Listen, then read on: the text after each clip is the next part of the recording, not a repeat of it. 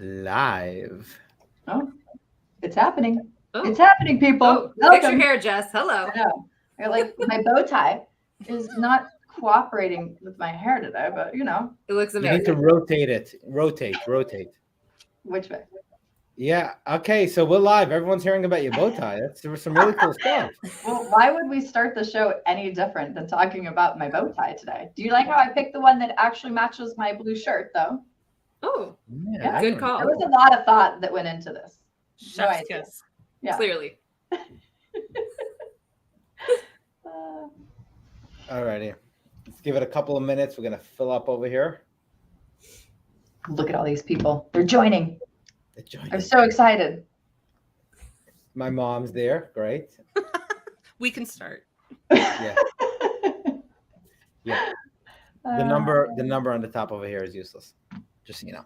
Alrighty. Let's go. So Jessica, what do we got going on today? Well, hello. It's Friday. Welcome everybody to Friday. As we already discussed, that it's probably 5 o'clock somewhere, just not in California or New York yet. So anybody else in the world, go ahead, pretend it's 5 o'clock. So I'm very excited because not only is it Friday, but we have Neely here today. And I'm also joined by my favorite co-hosts, Shlomo Chop and Rebecca Condrat. And we are going to do another awkward, funny, and hopefully somewhat inspiring and engaging conversation today. And this is our 6th Retails IO podcast. So we're getting there. We're somewhat turning professional. We might know what we're doing. We may not. So bear with us as we continue on this journey of podcasting about all things commercial real estate, innovation, retail. And today we're going to talk top line economics, confusionomics. We don't really know what any of this means. So we're going to go with it. We're thoroughly confused, aren't we? So confused. We'll figure it out. That's what we're getting to. We're figuring out the top line economics. We are also, for those of you who listened to our episode 4, we talked about the barbarians at the gates of Macy's. We had Rick Watson on that particular episode. So I ask you to potentially go back and re-listen to some of the snippets of that, because this is kind of the tail that wags the dog on the conversation of that particular day. And we're going to just see if e-commerce works without retail and maybe have some discussions on that. So, Shlomo, I know you've got a lot. Thank you, Jessica. By the way, I love the getup. Did you get that e-commerce so you can return it tomorrow when you finish and charge them $10 both ways in shipping? Brick and mortar. This was a Party City brick and mortar buy. Yep. This did not come via e-commerce, everybody. Interesting. I'm in favor of buying from Amazon because they lose every order. So it's like, we just pay them. They pay us $10 each way. So, alrighty, guys. Thank you so much for coming. So top line confusionomics is really a financial term, right? That yours truly either found on Google or made up. I'm not sure which one it was. But everybody seems like, oh, there's such demand. We're confused. So who better to talk to about at least figuring out like some more confusing, they say sometimes you ask a question, you get more questions. Well, at least we'll get there. That's for sure. So welcome to Neely Taminga. So Neely Taminga is a co-founder of Distill. It's a specialized advisory firm. She helps CEOs and boards navigate consumer behavior all through the economic lens, because the economic lens is sort of, the numbers point you in which direction you should be looking. And then obviously you get into the whole marketing. That's a step 2. But the purpose is you need to know where to look to start with. And she's the former head of consumer sector for an investment banking firm at Wall Street. So a trailblazer. I'm pretty certain in your day, they weren't that many women in that role when you started. No. I was the first. You want to hear this? I was the first woman at my firm that actually took a parental maternity leave. I'm glad the guys didn't take maternity leave. I should say in my department, like of peers. Wow. But I'm glad the guys didn't take maternity leave. I mean, that's good. But I think there's some glass in you here if you check. I think there's some glass over there. But and Neely's line, I've heard her say multiple times, of economic data or nutrition, she'd be a nutritionist. The point is she'd have to get to it before I ate it, is really the truth. So now thank you so much for joining us. And I think, today, Top Line Confusionomics is really a reflection of how companies and startups and Wall Street and Silicon Valley have been chasing the consumer. Like, how do we get more sales? How do we get more of the money coming in? And less bottom line or the expense or the results of the top line minus the expenses. So if not profitability, because it seems like profitability is like now optional. I mean, you could literally be a multi-billion-dollar company and not be profitable. You could be a tail wagging the dog company where your core businesses aren't profitable and you have a side business where you sell, watches out of a trunk of a car, and that makes you profitable. So many companies have secured funding based on what seem to be top-line business models, and they're focused on consolidating demand as opposed to solid unit economics. You go into any VC, it's great. You go into VC, they go, well, can we talk about unit economics? I'm curious what happens in that room when someone talks about the unit economics. Like, do they like bake a cake on the spot and say, oh, wow, this is like something that's going to happen? They just go, oh, wow, the unit economics suck. We don't really understand it, but you know what? We buy your dream. Who knows? So we ask our guest, Neely, whether Wall Street and Silicon Valley operate on this new type of financial modeling, and if so, how does it even work? So, Neely, thank you so much for being here today. And what's new out there? Like, what's going on in your day to day? Just like watching what's happening in the markets and watching, just in the world. Well, let's keep it to the U.S. for now. That's political discussion. That's war discussions. Shed some light for us, please.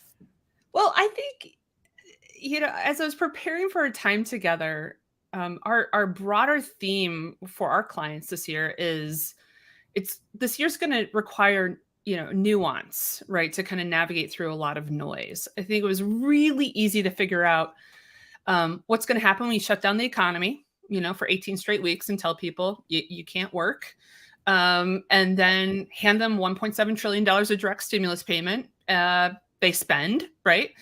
And so candidly, it was pretty predictable.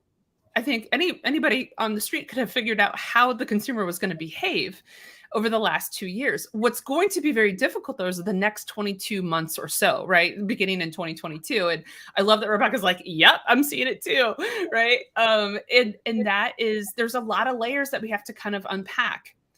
As I was preparing for a time together, my pause for a little bit of poise on this conversation was actually inspired by wisdom derived from biblical proportions. And that is, there's nothing new under the sun, right? And when I went through and recasted history of retail, I thought, there's probably a worthwhile conversation the four of us could have, just remembering where retail has come to and why it did what it did to this moment, so that we can gain our insights as to where we think it might be going and what's going to matter. So if you will, journey back with me, pre-1900s, right? We all know here, the four of us know, but maybe there's people who are watching and listening who don't know this. retail was, generally speaking, a general mercantile sort of dry goods meets, agricultural produce, right? It was a marriage. They were doing the Kohl's Aldi combination, before it was proposed a couple years ago, right? At Kohl's. It was the both and. And then, we had a couple wars in that time frame and what have you, but you started to see some of that disaggregation happen by moving grocery away from the dry goods. The dry goods went to the department stores, right? The department stores, and this is all going to come back to Minneapolis, which is where I live, and I love this.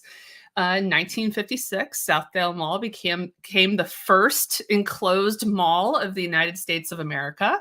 And that was based here in Edina, Minnesota.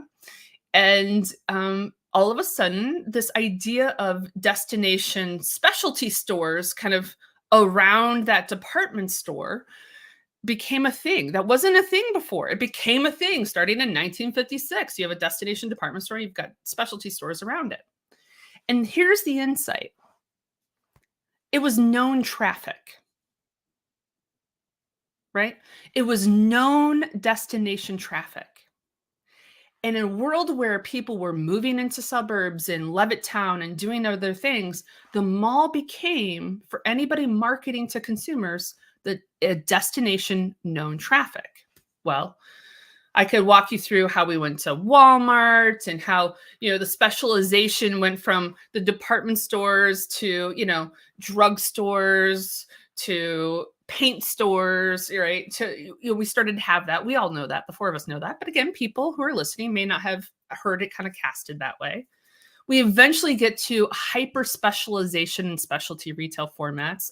I couldn't remember the name of the brand, but I know there was like a athletic apparel brand, not shoes, clothes, catering to young women between the ages of like 8 and 14. Okay. I mean, like that we went from, everything all under one house to we're going to so specialize our demographics and our categories and put it in a specific place within the mall. Right. I mean, so we've gone through that in retail. Interestingly, we've done that also in direct to consumer and in e-commerce as well, right? We've seen that kind of generalization to hyper specialization. And we did that because they were able to create structures on the digital sphere of infrastructure around retargeting and iOS and right? Known traffic. They knew how to capitalize on known traffic.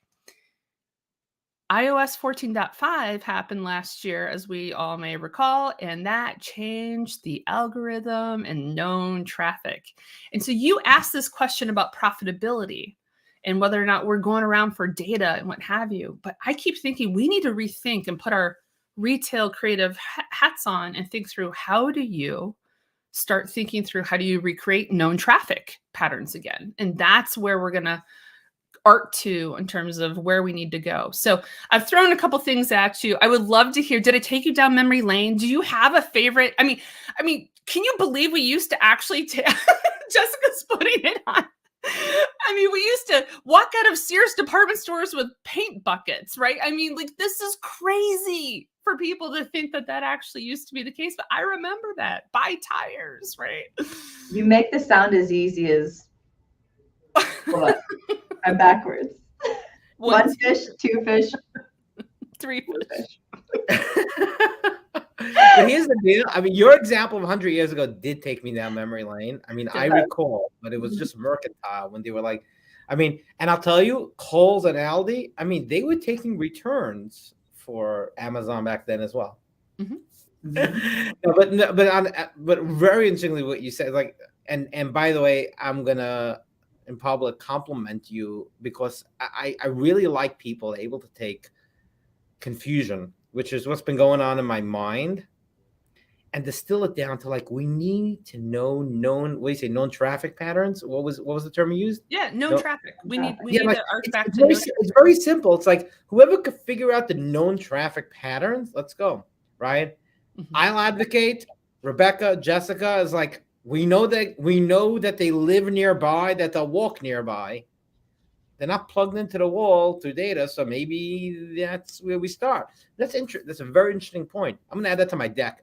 Which it's a very fundamental piece of retail leasing, and I think Rebecca, working with digitally natives, right? When you're looking for retail space for these very niche-y retailers, you do look at co-tenancy. It's something that we fundamentally use in retail every single day. Who are your co-tenants in this particular neighborhood or this mall or the street retail? And so much of retail is actually built around this consumer behavior, and you want to have that consumer and know that they're there. So in terms, it's fundamentally so ingrained into what we do. And it's interesting to hear that if you really take a step up and look at the history of retail, we really aren't reinventing anything here. I mean, we call ourselves the innovators, but we're not reinventing anything. We're best reflecting on trends of the past and figuring out how those trends would come forward. It kind of reminds me of fashion right now. Like, bell bottoms are back in. Yes. like mom jeans are now straight leg jeans, and like bell bottoms are in, which was very reminiscent of like 6th grade for me, which was what, in the 1990? I don't know, it's the 90s. So, which bell bottoms were certainly not a new thing in the 90s. So here we are again. And whether it's fashion or retail or the economics at play here, we are just following trend lines. It's just a matter of if we're smart enough to pick up on those trend lines. Yeah. And I think, Neely, the known traffic kind of metric, if you will, is really critically important, but also something that you said, which is, we don't know what the consumer behavior will be in the next 22 months. I am not, like you, surprised by what has happened in the past 18 or 20 months, but what the next 22 months hold, I, as you said, Jessica, I talk to brands all the time that are looking for, like, where should I open my next store? I think I've shared on this podcast, everyone is moving from the Northeast and like the New York and California, kind of sectors to the South, where the traffic is really flush and people are kind of out and shopping. I think that's shifting up here now, so again, like we're trying to read the tea leaves, but we kind of don't actually know. So I think maybe the question is, what are you seeing in terms of brands' abilities to stay agile, or like folks that you're talking to, like, what are you seeing kind of in your circles, in your world? This is the tricky part, right? Because if you start thinking through how the human capital elements might have evolved from mercantile to specialization to the growth of retail and what have you, I mean, let's just cut to the chase. Human capital leads all financial capital. Yeah. And so when we're in these points of confusion, you have to unfortunately probably make some sort of shift on allocation of resources, what have you, right? And so it's interesting to, Jessica, going back to your point, when I was just rethinking through and synthesizing the history of retail and writing out in my little nerdy way, kind of different columns of, what happened here and what happened then, because that's how nerdy brains like mine work. I was thinking about, yet again, here's retail has the upper hand because they actually have co-tenancy clauses and GLA occupancy, requirements and what have you. Digital marketers don't have that. Right? Like when they're creating all of these infrastructures and spending millions of dollars, right? And buying teams of people and words and things like that and blog posts, right? There's no contractual agreement that they're going to be able to maintain that known traffic, whereas brick and mortar retail does, right? Because of their those co-tenancy clauses. So I mean, there's some beautiful legal protection that exists still in big box that doesn't exist in digital world. Certainly doesn't. I don't think it exists in the metaverse either. Like are there co-tenancy clauses in the metaverse? Ooh, I don't know. But it will. I bet there's going to be lawyers that specialize in metaverse Chanel being next to, right? Not next to metaverse Balenciaga or something. Oh, wow. Yeah. I can't believe the violations on those clauses. You know what? If you're worried about gas getting to the shopping center, good luck with your gas fees on the metaverse is the first thing I'd say. But alone, what you're just talking about, Neely, I mean, you talk about, co-tenancy, you talk about GLA, right? This is the GLA of the digital environment, right? This is the GLA. And everyone's trying to get into here. Mm-hmm. And they basically pay this rent on an ongoing basis and outbid each other in like real time. And ultimately, it's not tied to sales. There's no committee going, well, we should just leave Facebook for now because Facebook isn't delivering for us. It's not a tenant's market there. It's a landlord's market, that's for sure, right? Mm-hmm. Which is really interesting. So I think that's crazy important. And there's been a lot of issues, obviously, since 14.5, the flow of traffic. So I think that's important. And Android's coming. I mean, so Android's already announced they're basically doing the same thing, right, that Apple did last year. So this is not a 1-year blip in our data dynamic like this.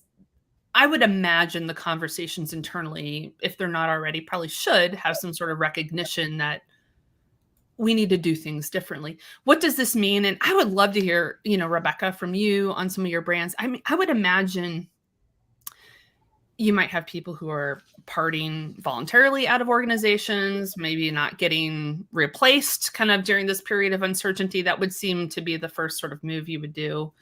And then do you start just outsourcing it to people who live and breathe this, all day long? I mean, so interesting. You should say that.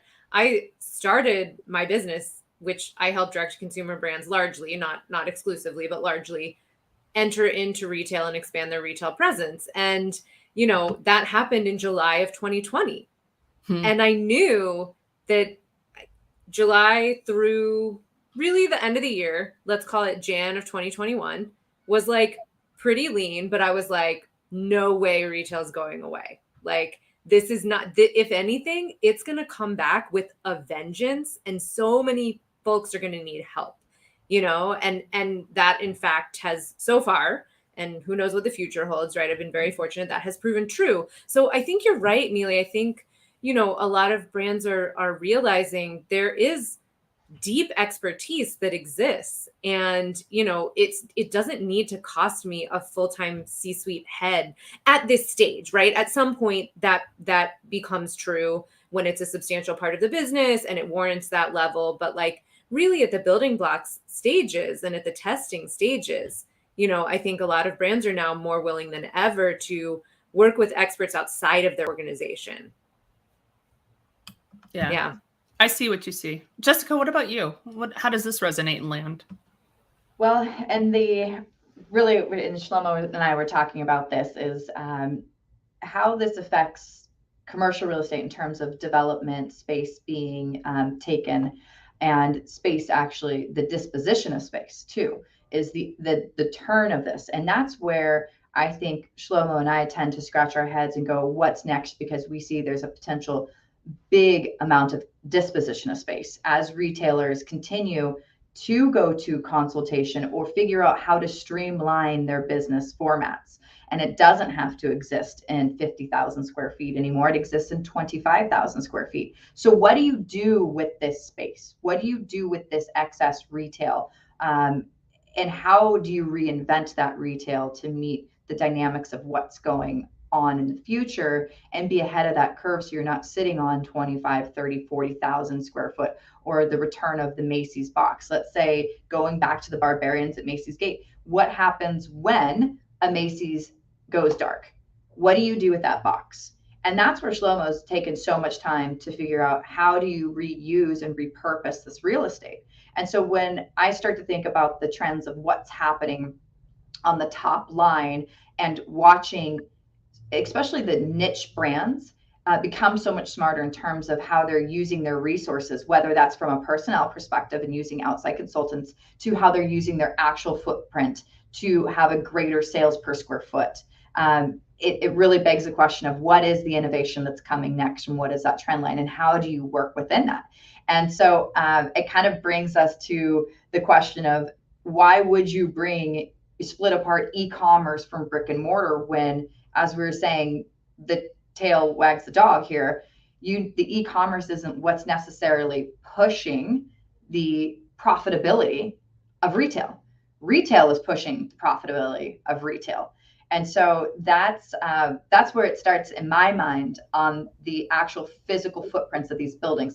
How do you tie this all together to be ahead of the curve? And so I can advise my clients who own buildings of, this is what's coming next, or this is what we should be thinking of. Because at the end of the day, I'm an advisor and influencer to my clients who are the landlords out there. Just like Rebecca is out there working with the tenants, and she's influencing and advising them how to be prepared to live in brick and mortar. So that's where I see this whole tie together, is what can I do with this information to help build the next generation of retail? Because retail really hasn't stepped off of a cliff in the way we develop it since the 80s. In all reality, it's been the same exact developments since the late 80s. We've never seen a shift in how we develop, whether it's a power center, whether it's a grocery anchored center, or even a strip center.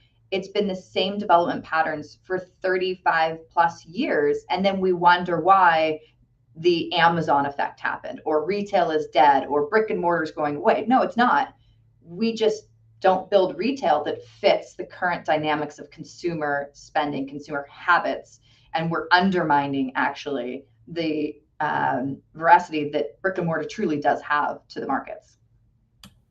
Totally agree with you there. Yeah. I mean, and you can understand why, right? I mean, I always like to say that, corporations are people, people are patterns, patterns are to be observed and rarely disrupted, right? I mean, that's where,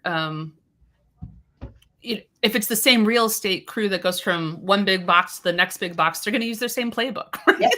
The They're same tenants, people. the same playbook, the same people. Yeah. Right. We've Rinse all and rinse and repeat. Just keep going with it. Well, it's all McKinsey, Boston Consulting, all these guys, the same guys come back over and over, and they're taking another stab. I'm going to Shop Talk this coming week. I guarantee you there's going to be somebody with a thesis. There's no question. And you know what's going to happen? Some board's going to implement that thesis. You know what's going to happen? It's going to fail again. Because they're all looking at the prize of the future. Like, where are we going? We're going to freaking Mars. We're not going to Mars. We may, but that's not your problem. Your problem is profitability. So I want to ahead of us. Yeah. Yeah, I mean, well, we got a plan for it. No problem. Go do your thing. Metaverse first, then Mars, right? Is that how they go? No, we gave up on Mars. Going to the metaverse. We gave up on Mars. Yeah. Except for So Elon. Elon is all in on Mars, you guys. I got to tell you, Yeah, I spoke to him yesterday. He told me that. Yeah. Yeah, he's still all in on Mars, so nothing to worry about there. I want to back up a bit to this confusion and how it came about and all that stuff, right? So let's be real. We live in a society today where the pizza delivery guy has become a public company. Let that sink in. He actually, the pizza delivery guy, in all reality, should get a lot more respect for what he did. He was the inventor of Uber Eats. There we go. Well, a DoorDash, a Grubhub, and I know there's a lot of people in Silicon Valley or whatever. Hopefully, they're all watching us, which I'm sure they're not. But the point is, a lot of them are like rolling their eyes right now. This guy doesn't even get it. He doesn't even understand it's a data play. Oh my God. Let's not even go there. We'll get to the data play soon. But the point is, you know, being on the real estate side, I've heard people go and say, oh, online, it's never going to happen. People got to touch and feel. That's all nice and good. Ultimately, people went online because it's convenience. Then they're like, oh my gosh, brick and mortar is dead. We're just investing in warehousing and multifamily. Retail is dead. Turns out that demand and top line isn't the whole thing. But still we see, let's take a company like Amazon. And guys, I'm going to say it out loud because it's come to a point where I'm no longer called the village idiot. I've been saying forever, Amazon. Oh, hold on. Let's stand up, do the salute, right? It feels appropriate. That's on. Slow-mo's going? All right. Slow-mo going, yes. We're listening. Yes. Okay. So Amazon is a company that's the tail wagging the dog. Imagine if Rockefeller said, my whole oil business is only to support my barrel making business. Think about it. Amazon would have lost $24+ billion last year if not for the advertising business. Right? And now everyone's following in the retail space, opening advertisements because what are they advertising for? Ultimately, you have to hit something, right? It's the same thing with airline miles, and I know it has its own value, but the reality is you're giving away something. It's coming from somewhere. This financial engineering, it's a freaking Ponzi scheme. I don't understand all of it. Number one, I'll be straight with you guys up front about that, but I honestly think there's something there to the point. So my point only is like this. We focus on the top line. We focus on just getting customers. At a certain point, when do the chickens come home to roost? Are we seeing that now with the Honest Company yesterday? Are we seeing that with Uber doing a deal with the taxis? Are we seeing that with, what was the other one that I sent to you, Neely? There was another one, Instacart, slashing its valuation almost 40% because, COVID and the jump up in valuation probably wasn't that smart to begin with because COVID is a passing thing and we're not going to all go around with masks for the rest of our lives unless we're flying. Yeah, I guess. So I guess what I'm trying to understand is like, this is a very God's honest, serious question, okay? Mm-hmm. When these, to the best of your ability, because I know, Neely, if it was you, you wouldn't think this way, but the bankers sitting around the table, either A, being pitched by some fast delivery guy saying, you know, the total addressable market is $3 trillion, and then there's 70 other people also doing it, which means your addressable market is divided by 70 and maybe divided by half once they go out. And eventually, if you can survive, right? And it's almost like it wasn't even the Big Short where the guy had to feed the short, right? It's not even that. What happens to those guys? And secondly, you know, the guys in Silicon Valley, they're smart people. They're not dumb. I mean, I'm not smarter than them. What aren't they seeing? Or is it just that they acknowledge this is all, we're just trying to jack the value. So we get a Series B, Series C, Series D. I sell out, have a good day, and we'd love the banks hold the bag. Like, what's happening at the other side of the table? I really genuinely did not understand, ranging from an Amazon to a Getter or to a Fridge No More. I mean, what are these smart investors thinking? I don't understand it. one fish, two fish, blue fish. Bluefish road. Let's see if I can. That's what they're doing. That's probably what they're doing. Let's. They were reading Dr. Seuss while we were doing I don't know what. I love how much your sweater matches I know. the whole outfit. I like it is bringing me so much internal joy here. It's the best.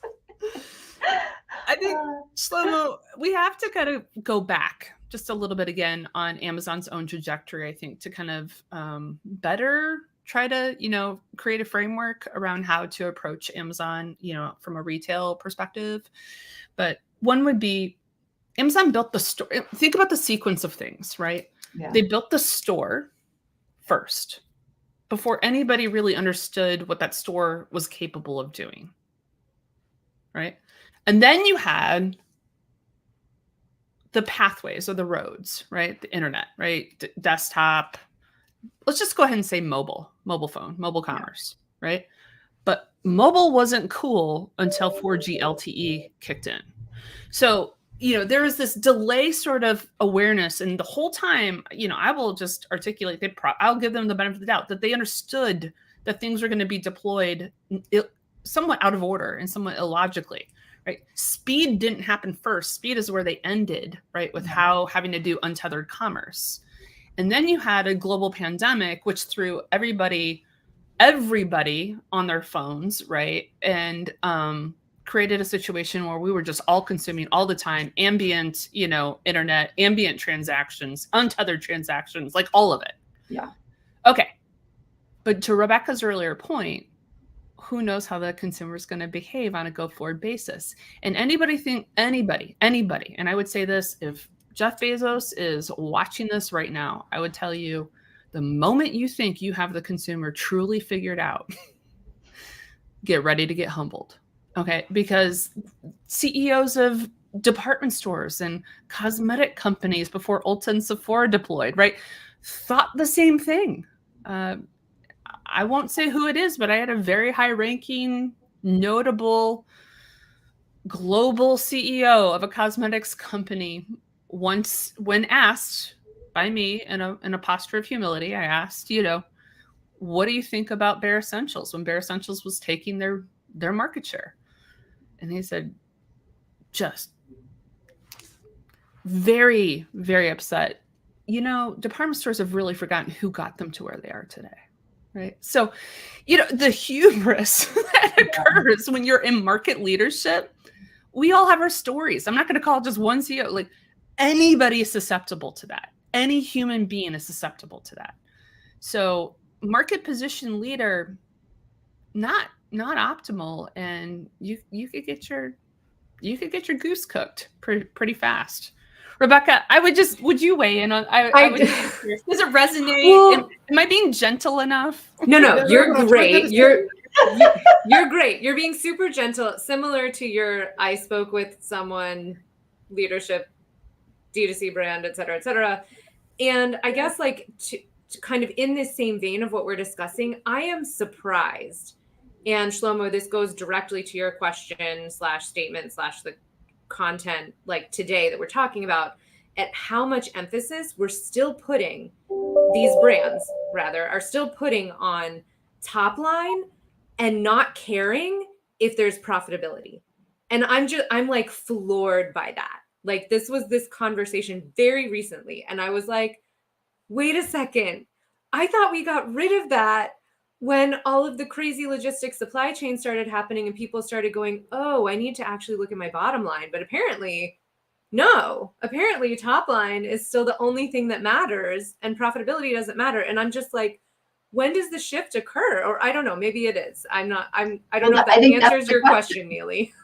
Is this the new normal? Is top line going to be how we value business? Are we done with the bottom line? Is profitability gone?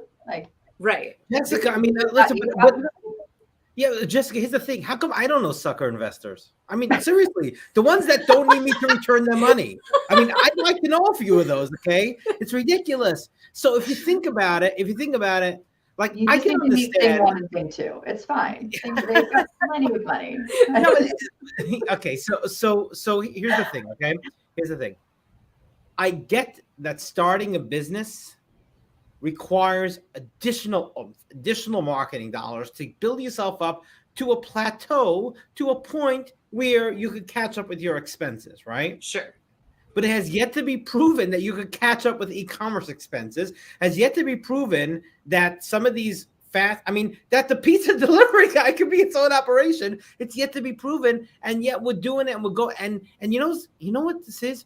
Honestly, Grubhub, DoorDash, these guys, all they're doing is basically trying to get restaurants to be able to use their own software as a service that's cheaper to basically delegate and basically allow them to get cheaper delivery people to be on their service and pay them each a small amount of money, as opposed to having this entire operation. They're pushing us to the future. There's no question. But until there's some profitability, there won't be. So the question I'm trying to understand, and perhaps Neil, you're way too classy to take me on in this question, which is like, what are these smart Harvard, Stanford? What are these guys thinking when they see these decks? And how do I get them to basically look at something that sort of makes sense and buy? Because I've given up on the VC market with regards to stuff I'm doing that's fundamental. Or are they basically saying, listen, if we can survive, it'll figure itself out? Is that what's happening? It's such a great question. I would love Rebecca and Jessica to weigh in on this as well. And now let me just give you one more framework back. If we were to distill, it's in the name, you can look. Seriously, the best money we ever spent was paying an agency to come up with our name for our company. It's the same agency who named J. Crew too. So there you go. All right. They did a better job with you, by the way. Well, thank you. So let's distill it for you. And that is, if that whole buildup of dry goods and grocery, mercantilism, all the way to specialty, if you will recall, this goes back to, you're going to love this fun fact because I'm a nerd, to Edina, Minnesota again, and that is same-store sales. Jerry Gallagher was the founder of Same-Store Sales. He's passed away in 2014. He was actually a dear friend of mine.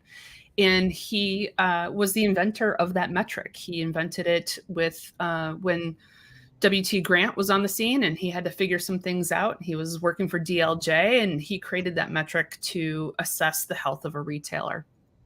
And so if we had to figure like one metric that kind of ruled them all in retail, right, it was same-store sales. That one metric that has ruled them all in e-commerce has been customer acquisition, right, costs. And it's conjecture at this point on my part, but I would imagine if there isn't lively debate about how that's being calculated right now or what that measurement looks like coming off of 14.5 and the relief of no longer being online as much from a purely ambient sort of perspective, right? And a kind of a pandemic sort of panacea, right? I would imagine customer acquisition costs are going to go through the roof right now, relative to where we've been. And that, Shlomo, going back to your question, if anyone's looking at those decks, you better be digging if those numbers are looking a little too healthy, because mathematically they shouldn't be in 2022 relative to 2021. I would dig deeper, right, into what's actually being put into those numbers. I would do my diligence in and around those numbers. So, we're just at the precipice, I think, of truth willing out on who's going to win and who's going to be reconsidered or rethought. And it's not the whole industry that falls apart, because if you are a brand and you actually own that destination traffic because you're as good as your next customer says to their friend, you are going to win. That I have no doubt in my mind. Unequivocally, you win. But we will see a sifting. We will see a reckoning of, that was for your brand, Rebecca. I did that for you. That's for me. Yeah. We'll see a reckoning. Yeah. Dad jokes, some of the losers. And then we can have a lively conversation about, okay, well, if you just go down the P&L, what are those levers and what are we going to, it's not cost of goods. We're not going to find our profitability through cost of goods anytime soon, in today's inflationary environment. Is it new customers? It's probably new customers through store partnerships, right? And through kind of unique engagement. But then those stores are going to hold you to be accountable to actually be a good brand that's actually going to draw. So I'll pause there. I'll land the plane, as it were, slow-mo on that point. But this is a year of reckoning, no doubt in my mind. Yep. Agree. I agree 100%. And I think too, Neil, you bring up a really good point about, the rising customer acquisition costs. And I think that is why, and look, this is, as you said at the very beginning, nothing is new under the sun. It's all cyclical. Everything repeats itself. Bell bottoms come back. It's atrocious. We all deal with it. But, I think on the e-commerce retail, side, it's brands realizing, oh, my CAC is so much lower from my brick and mortar stores. My customer lifetime value is higher from my customers that shop in stores and then convert to online. Like, oh, hey, maybe I'll go. What was that Times article? It was like, brands are trying a new marketing strategy, stores. And I was like banging my head against the wall, right? Like, who wrote this? I mean, the reporter is lovely. It was a great article. I'm not saying that, but So I think you're absolutely right. It's just, yeah. So one of the explanations I heard was that it's a data play. Don't you get it, Shlomo? It's a data play. How? I mean, the data's got to do something for you at some point, doesn't it? But what are you doing with that data when you can't retarget anymore? I mean, to me, this is why the 14.5, the Android deployment, is so critical. And look, smart people are having these conversations, internally at these brands and what have you. They're not being caught unawares. They're not, Nearly. But why all of a sudden now are they having these conversations? What changed? Well, because Facebook basically got on their quarter call and said it's a problem. Right? Oh, okay. I got it. I'm just curious, what changed that they woke up finally? Because look, think about it. Well, actually, this is a great point. It's all about human behavior. If you've been in a marketing department for a pure play DTC this whole time, you might have been seeing some softness in your business and not exactly understanding why things weren't working those first couple months, right? Because PS, we have pandemic, and that was 14.5 was deployed at the same time people got to leave their homes and shop again. So, who in that room, I hold no grudge against anyone trying to make sense out of their data, right? When those conditions were happening from an externality perspective. Now, it was well documented that it was coming. So I would have hoped there were some internal conversations about, I wonder what this will mean, right? I hope that there was some sort of fostering of curiosity when this was happening. But that's good. I'm not gonna throw shade there. So it took a little bit of while for people to catch on to this. And with Facebook officially, I think they declared it on their second quarter conference call, I think for the first time that this was going to be an issue, or maybe it was their third quarter, it was recently. Then everybody had the ability to kind of fully express themselves with concern without immediately getting fired, probably internally, right? Like, oh, hey, no, big guy said it, right? So if it's big guy, it's also us. So it's human behavior as to why there's a delay. But the delay doesn't change the reality. And so that's the part that I'm sure Rebecca's working with folks on, day in and day out. How do you actually move this idea forward back to a posture of curiosity and improving our marketing trends? There's smart people out there solving for it, but they're largely, I think, in outsourced solutions right now.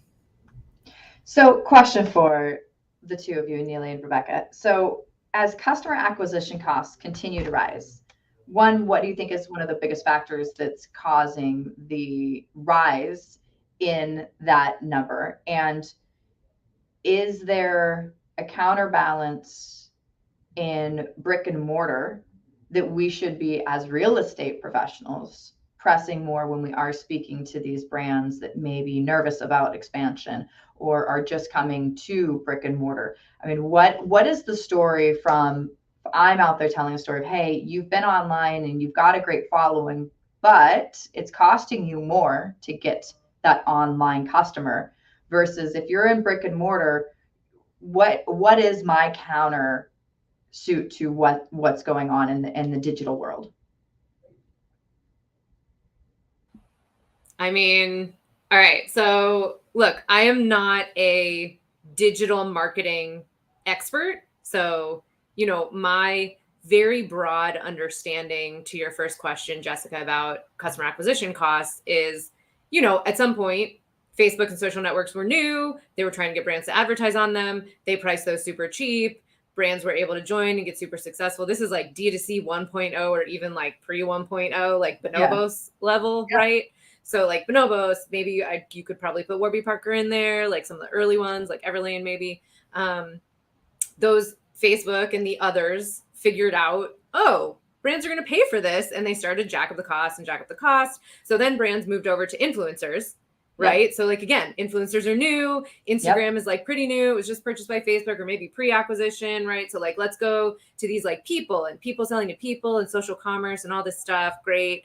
Now influencers are fully priced, right? So like any channel, same thing with, and again, like don't have a deep knowledge of this, but like SEO, all of that. My understanding is started off inexpensive because it was an unknown quantity. Now it's known that brands want it. Of course, supply and demand, the law says you're going to raise the price, right? So, prices are up.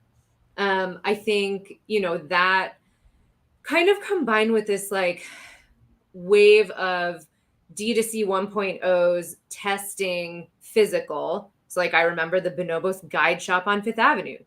I think it was the very first one, but don't quote me on that. But definitely one of the first ones where it was like Bonobos has a store, like Michael Praceman from Everlane famously saying we're never going to open stores, and then we're open stores, So here's the stores, So I think, and then seeing what, as in real estate, like the halo effect, very well documented, very well researched, what happens when a store opens in a market to the e-commerce channel is that you see a lift from that inevitably, so I think there's that. And then more recently, and I don't think this data point is terribly new, but I would say it's maybe the newest one, is we're talking about customer lifetime value across all channels, right? And so like, this is where, and I don't know that anyone has cracked the code, and I would love to know if like any of you know if anyone is working on it. I think attribution is unclear, and brands are still having a really hard time reconciling that. Like, attribution is not going to be as cut and dry as like, I followed that person, click on my Facebook ad and click on my website and click to buy in the cart. Because in retail, it could be they walked by your retail store and saw you in the window. They Googled you, they searched your products online, and then they went back in the store and bought them. And then they continued, now that they know their size, to buy online over and over again. But there's no way until we get like trackers put in our brains to like really track and say definitively, this is what the store drove, this is what online drove, this is what social media drove. Like, it all just kind of gets jumbled together.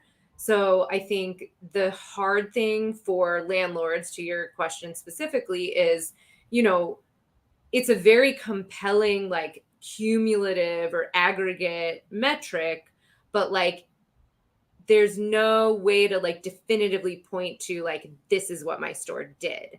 So, I mean, there's of course the 4-wall, right? Like, that's definitive, but like in kind of the brand awareness, brand affinity layer. So that's what's hard about that. So I don't mean to not answer your question, but like to answer it and not answer it at the same time. That's what I got. No, I love it. And I think that is the question I contend with almost daily, right? Is why would I, or should my store be smaller, or should it be bigger? And it's actually interesting because I've seen a little more flight where people were so concerned about being under 1,500 square feet. There's this concern about how much square footage you're taking. And I'm actually starting to see that dissipate a little bit, where there's less hesitancy to be on a small footprint, because as we've talked about before, we're seeing more distribution come through the retail channel, the store channel itself, right? The brick and mortar channel, and being able to do returns or being able to ship from store. Those types of things are now being integrated in to the retail experience. And as that's happening, they're realizing, I can't do this all in 1,500 square feet. So I'm hoping that's a trend that continues, because I think it does add a really healthy atmosphere to a retail shopping experience. But who knows? who knows? Maybe that's just a COVID after effect, that before COVID, everybody wanted small, and after COVID, everybody wants a big space. Who knows? I mean, my like, oh, go ahead, Shlomo. No, Rebecca, you finish. I was going to say, and this is very much coming from a place of like, I love store environments and crafting store environments. I think that the sales per square foot metric is overused. Because if you have a 3,000 square foot store, but you have such an amazing brand experience that it drives traffic for your brand. And again, this is where that attribution gets like a little bit sticky, that like you're in there and people are Instagramming your store, or people are, you know, just hanging out. I don't know. It becomes a community hub essentially, you know, and maybe there's not as much of it is dedicated to actual selling space, but it is dedicated more to like the customer experience. I actually think that that's okay. You know, yes, your sales per square foot metric might be lower than if you were to put it in a 1,500 square foot store, but then you would have to cut off that. You would have to sacrifice. You have to sacrifice the experience, which is what's going to drive your demand on the online or the comeback. Exactly. So I know that metric is going to continue to be a thing and continue to be talked about, but I think it should be balanced with, you know, other metrics around customer engagement. But what's really cool is that actually brings us again back to the conversation with Rick Watson. If you are creating this experience and we are depending less on price per, if we're not talking about sales per square foot, because we're not talking about bottom line revenue anymore either. So if we're going to like just drop those two things in general, why would you split e-commerce from your retail if you are a Macy's or a Kohl's or any of these brands? Because those two things have to work together in order to bring profitability to the total equation here. And so it's so funny how we can discuss on one hand with Rick Watson and all these trends, and then we come back here and we're again asking the same question, and fundamentally we're getting back to the same point: is these two things, the morons of, I don't even know where, as Shlomo, this is a direct quote, by the way, the morons of, what was it? Hold on, did I write it? The morons. I prefer you don't repeat things like me calling people morons. E-commerce works without retail. What, say again? And we say no. We say no, sir. No cat, blue cat, yellow cat, orange cat. There is no e-commerce without the retail. I have a strong opinion on this. Before I go, I want to throw it to Neely because she won't talk if I just monopolize the stage. No, I think I realized. I love it when a plan comes together and four people just have a topic and you're like, yes, okay. I mean, there's so much connectivity here, and so if I could just dovetail in with your points, Jessica's a great prompt, and Rebecca and the answers, and Jessica, your perspective. Here I'm sitting here thinking through that whole lens of the history of retail and the metric being same-store sales. You know, that was the underlying indicator, right, for retail health. Yeah. We need a new metric that gives us, and it doesn't exist yet. I haven't seen it. I haven't created it. You know, Mr. Gallagher, unfortunately, has passed away. You know, I'd ask him about it. And, you know, I would. I love that man so much. It breaks my heart that he passed away. But the metric needs to be reflective of the underlying health, not of retail, of the consumer satisfaction. It's not net promoter score entirely, right? I mean, I think there's more that it's part of it, but that's more that needs to be explored. If I were to visually represent, because it needs to work for the retail and the brand as well, right? It has to be this, it can't just be like Shlomo started us out with. He can't just buy things on Amazon to make them lose money. Like that's like mutual destruction, right? Like, you know, he gets that is how we started this, isn't it? Right? Or whatever he's buying, but it doesn't, it's not good in the end because there's not a long run game on profitability there. So he's doing it right now. So I think that point is, and I was drawing it this morning as I was preparing for our times, because that's what nerds like me do, right? We need this intersection of mutual assurance. You know, we need this this intersection of where the customer can actually be assured that they know exactly what, when, where, why, how they buy, right? And the retailer, the brand needs to know, that they're also assured that they're not going to go bankrupt for doing that service. We need this intersection of mutual assurance. And so there will be an element of profitability. There absolutely has to be attribution, not just across channels, but across time. Right. And it doesn't exist yet. So in the meanwhile, you have to know your customer really, really well. Yeah. So know your customer better than you know your competition. That's the summary. Ooh. I've been jumping out of my skin to put this on. Okay, literally. And that's why I said Neely go first. And I still want to ask Neely about adjusted reporting, seasonally adjusted reporting. So I'm going to try to do this quick. Okay. Because I want to explain once and for all, sort of like this whole thing. Okay, here's the deal, guys. I feel about this. Okay, and I feel, maybe because I only listen to myself talk the whole time, but I feel like I'm the only person in the world that's sort of been saying this. Oh, and Ryan's the one that sort of taught me half the stuff to begin with. My co-founder on Retailer West. So here's the deal. I mean, same store sales is a nice metric for stores. Sales per square foot is an important metric for stores. You're paying rent. Rent is per square foot, sales per square foot. The bigger your store, the more you pay. The bigger your store, the more sales you need to have. It's a good metric. Honestly, Jessica, you asked, like, what should a landlord do? A landlord should say, we give you X amount of conversions, X amount of click-throughs, and X amount of conversions, which means X amount of people walking by the shopping center, X amount of by your store in the shopping center, X amount of people walking into your store, and X amount of people actually buying. Those are the things. And you know what your cost of acquisitions are? By the way, they're going to be usually 50% of what your costs are online, assuming $100 acquisition cost online. I can show you the numbers, how it works. But the point is, for the most part, you can convey it that way. Not a single landlord in this whole wide country, other than myself, and I don't have my first location up and running, so that's a problem, other than myself, are not using these types of terms, okay? Now, what's the right metric? That is the right metric. It's not about, like, what's your media value of you? Oh, come on, media value of a store? What is it, a TV show? This is not CPM, it's not marketing. Marketing is CPM. I want to know what I'm paying, and that feeds into a bigger thing. What's my awareness? What's your impressions? Awareness, that's important. What's my click-through? What's the people coming in? That's important. What's my conversion? And here is where it gets entirely unlocked. We have an issue. iOS 14.5 has stopped us from being able to track our customers. Neely, Jessica, Rebecca, let me ask you. Wouldn't you want to be able to add something to your cart online, show up in store, and it's there? Always. And when you show up, that is there. You just agreed to be tracked. I know. Think about it, right? But I don't. You just agreed to be tracked, and that's okay. You're okay with that. No cookies.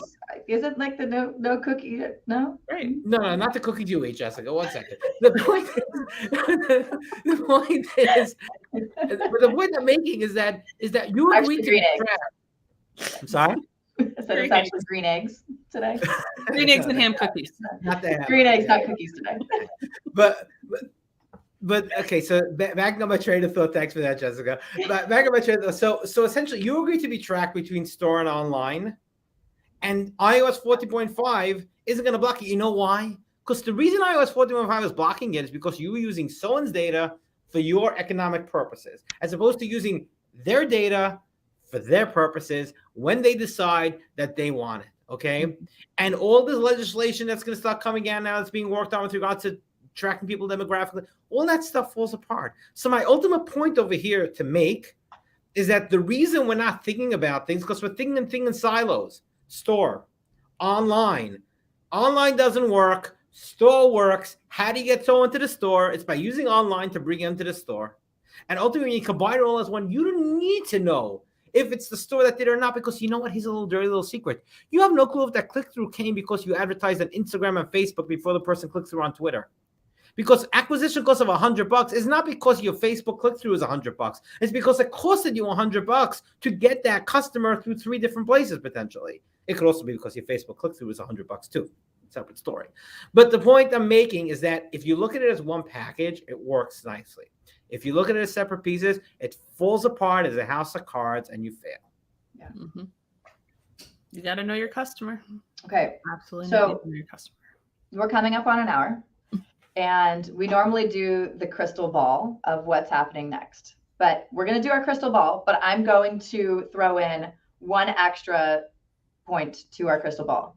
So in addition to the crystal ball of what's going to happen over the next 24 months, because 22 to 24 months seems to be the magic number that keeps popping up between conversation here, I would also like to know what term you think should be out when it comes to retail, and we should just forget about it.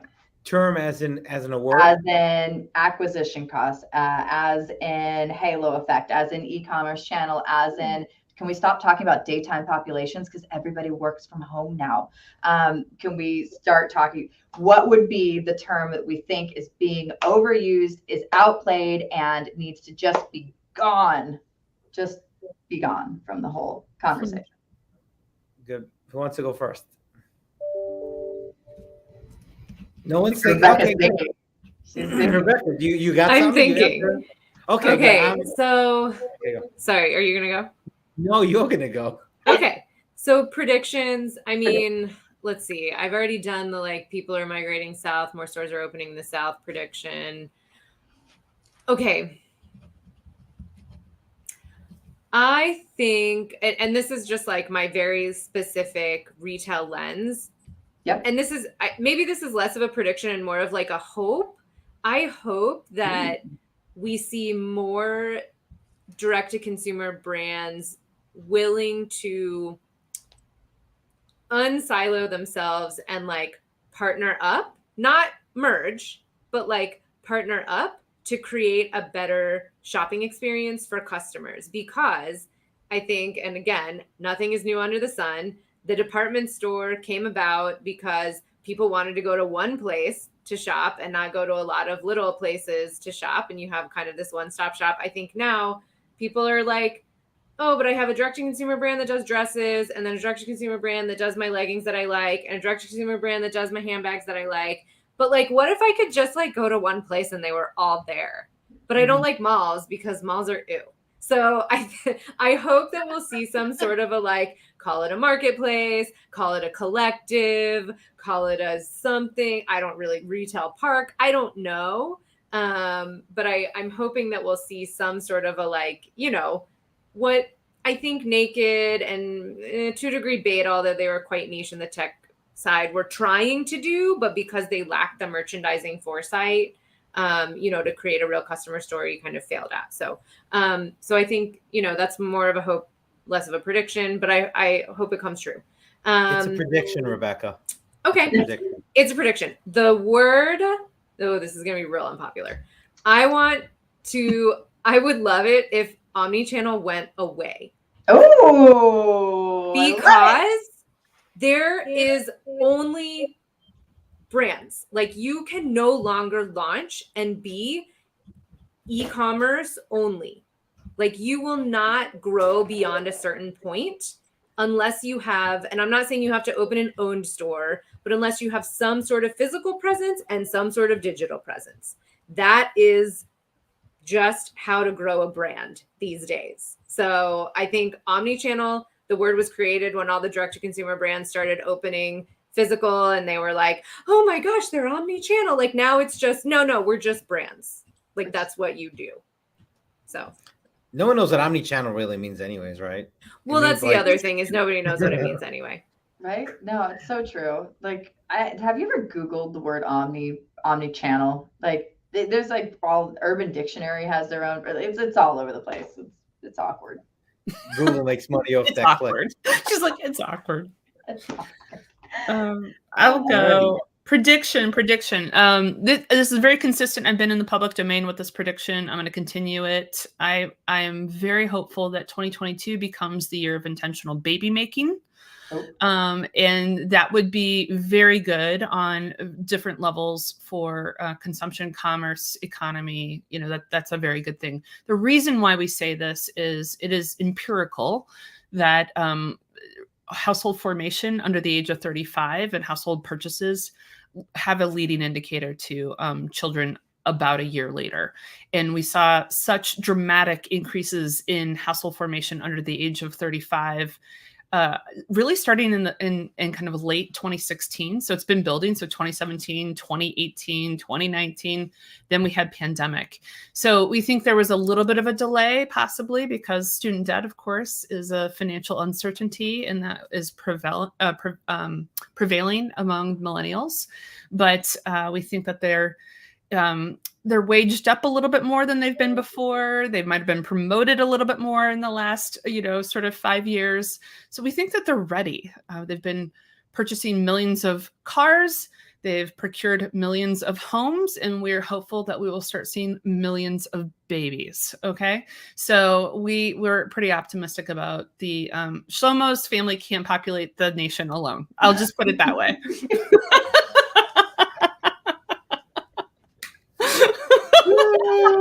If you know, you know. Okay. If you guys don't know, we have Coming like in a hot horse on that breeding one. business. Yeah. We have a horse breeding business, not a big deal. The word, Jessica, that was a great challenge. I don't know. I'm going to have something lame. I would love to just remove the word commerce and start getting everybody to think about customer again. Let's just go from, if you're saying the word commerce, will you just think customer, and then hopefully that puts people in the customer journey mindset again, and maybe we'll have more hits than losses. Okay, Shlomo, you're up. Okay. So my word is not just a word, but it's also a report. When is Claritas taking the Gap report of their featured reports, like the Gap, like what it was sold before to what it was sold now, because no one knows what's being sold online in a specific sector. If you guys don't know, a Gap report essentially is like in the furniture sector, X amount was sold X amount is sold in a 5 mile radius from people living in the 5 mile radius versus X amount bought in that 5 mile radius. So basically, you look at it. If there's more purchases than sales, then you know that people are buying outside the area. So there's opportunity for growth, and vice versa. So the point is, like, no one knows what's going on with e-commerce, and that's a brick and mortar report that brokers have been using. So that's a little inside baseball. My prediction for the next 24 months, and I'm really emboldened right now, guys. So I'm gonna go for a big one. An activist investor takes a 5% interest in Amazon and essentially advocates for a split up of the company between AWS and the retail. AWS does well. The retail, then either one or two things happen. Either the retail business merges with a shopping center owner like a Simon, and tries to figure it out that way, or it falls apart under its own weight and goes goodbye. Yes, there are pieces of the businesses you could salvage from it. And guys, I've been saying this for 10 years, but not 10 years. I've been saying this for about 7 years, 7 years, that business doesn't work, and specifically recently advocating this. I think ultimately, if an active investor had the guts to do it, you could really do well. The problem is, however, is that there's always been this propping up of this company. So you may go in and advocate for this change, and people look at you like you're a moron from outer space, like what type of stupid idea is that? But now, as things are starting to sort of change and people are looking at this profitability, not only do I think it's possible, I actually have the guts to actually say it out loud in a public forum, and hopefully not be called an idiot. So that's my prediction. The next 24 months, what happens.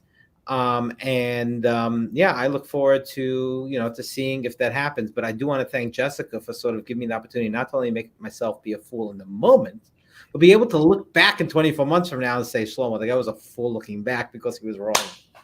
I mean, what else am I here for? It's just one thing. My cat in the hat costume, The cat in the hat.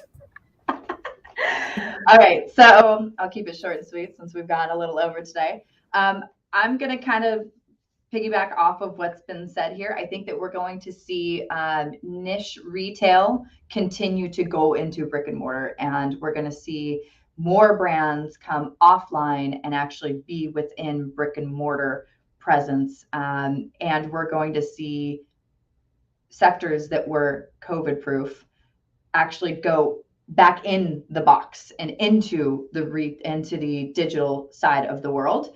I don't think anybody, especially with babies, really cares about going to the grocery store. And I think that those footprints and those moving to warehouse and distribution and coming via delivery is going to continue to increase. But there's going to be a demand for specialty products, niche products, clothing, all of those types of things, actually in store, having a physical experience, and more experiential retail is going to continue to thrive. And that's what's going to actually expand within our retail shopping centers and eat up some of this excess space that Rite Aid's going to leave behind and Safeway's going to leave behind, and all these daily needs that can come from other sources without you having to carry your baby out of the car to get in there. Because ultimately, if that's what's going to happen, you have to create efficiencies in your day-to-day operations as a human. And we're all learning to be more efficient with our time, because COVID, if it did nothing less, taught us that knowing who your neighbors are and spending time with your family is actually kind of cool, rather than being on a hamster wheel 24/7. So that is my prediction on what happens with retail in the next 24 months. I think it's the emergence of niche retail and the continual contraction of our daily needs retail that's going to continue to come via services and delivery. The word I would get rid of is, I'm going to stick with it. It's daytime pop. Can we stop talking about daytime population metrics? Like, nobody cares anymore. We work from home. We work from our vacation. We work from our cell phone. We work from our cars. Let's face it. Nobody cares about daytime population. Let's just stop it already. That's all I got for you. Right. All righty. So thank you, everybody. This was a really, really great one. There's so much left unsaid, and even for me, can you imagine? I still have much to be said. But I have like a list of words that I'm like, I can't wait to create slides on all of this. And I'm just going to start like calling Rebecca and being like, just throwing one-line words that are consumer satisfaction. Tell me now. Amazing. Yeah, so I just as we wrap up over here, guys, check us out, www.re-tales.io,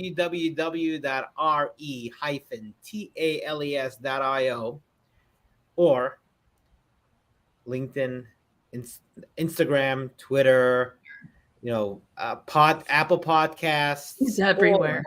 Anywhere you need, just Google retails.io. You'll find us. We will hunt you. I'm sorry? They said there's no way they can't find us. Yes, exactly.